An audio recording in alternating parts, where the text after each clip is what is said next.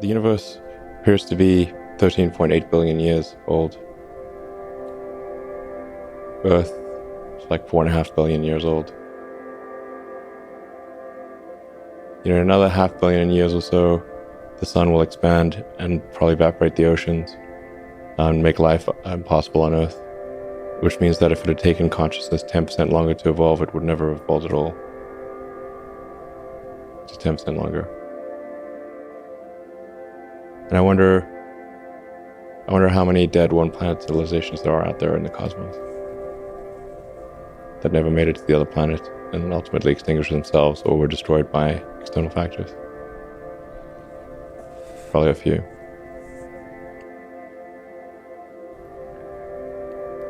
Look again at that dot. That's here. That's home.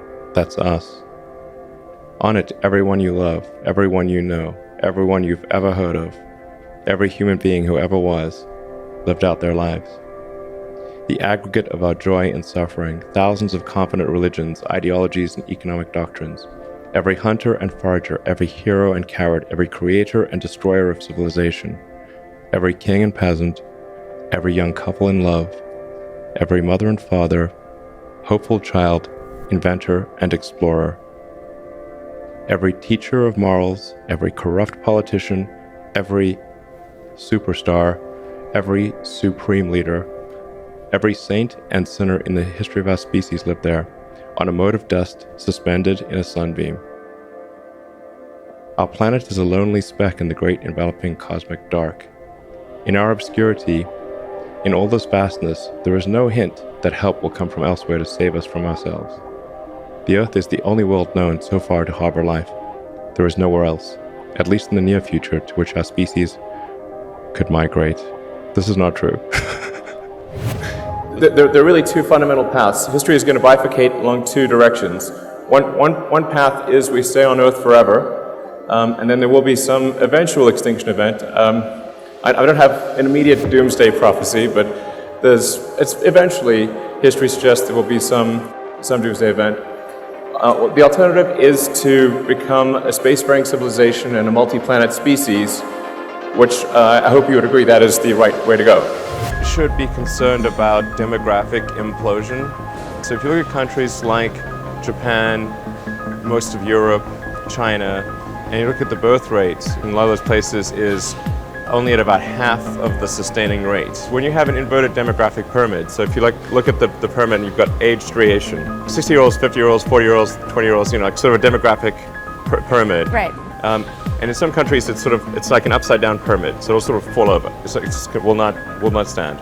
What we'll actually have in those countries is a very high dependency ratio, where the number of people who are retired is very high relative to the number of people who are net producers. And so you cannot, the social safety net will not hold. We didn't evolve for this because we sort of evolved to just always procreate, and there wasn't birth control or anything. Right. Just like have lots of babies. It's like pop the course, and like hopefully some of them would survive. That was like all of human history until very recently.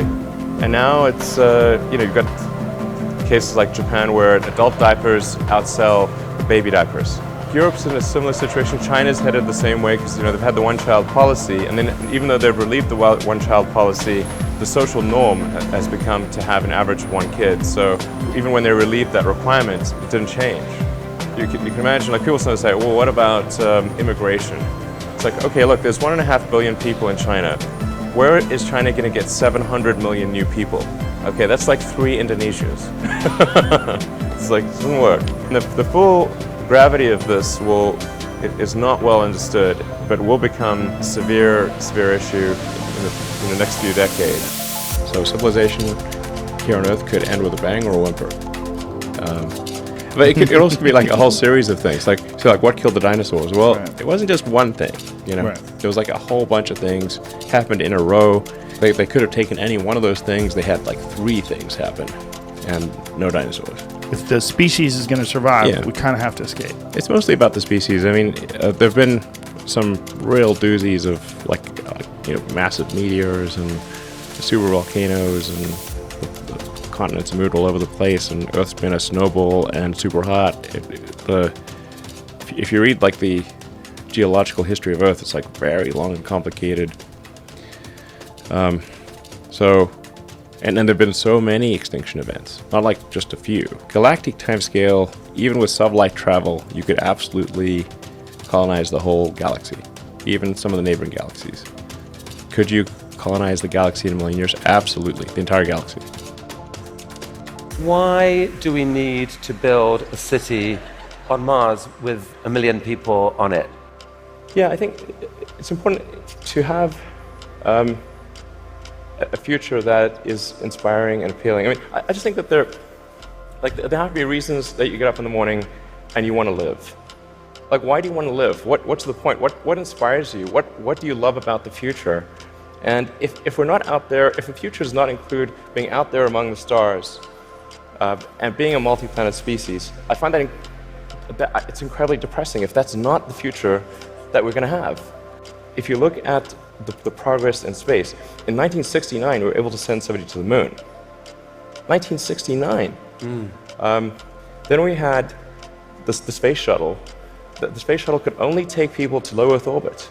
Then the space shuttle retired, and the United States could take no one to orbit.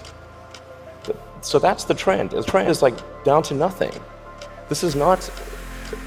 People are mistaken when they think that technology just automatically improves. It does not automatically improve. It only improves if a lot of people work very hard to make it better.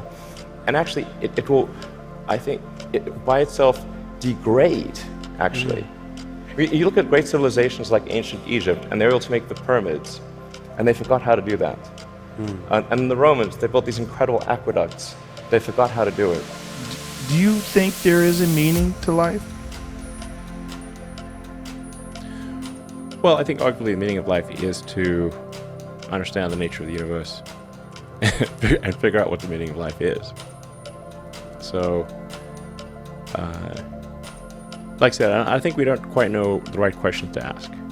And if we learn more about the universe, if we expand the scope and scale of consciousness, then we are better able to ask the questions about the answer that is the universe. I mean, I think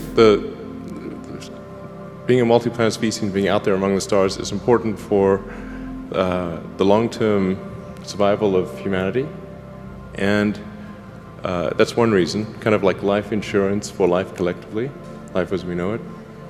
But then the part that I find personally most motivating is that it creates a sense of adventure, and it makes people excited about the future. And if you consider two futures, one where we are forever confined to Earth until eventually something terrible happens, or another future where we are out there on many planets, maybe even going beyond the solar system, I think that second version is incredibly exciting and inspiring, and there need to be reasons to get up in the morning. You know, life can't just be about solving problems. Otherwise, what's the point? The value of beauty and inspiration is very much underrated, no question. But I want to be clear, I'm not trying to be anyone's savior. That is not I'm just trying to think about the future and not be sad.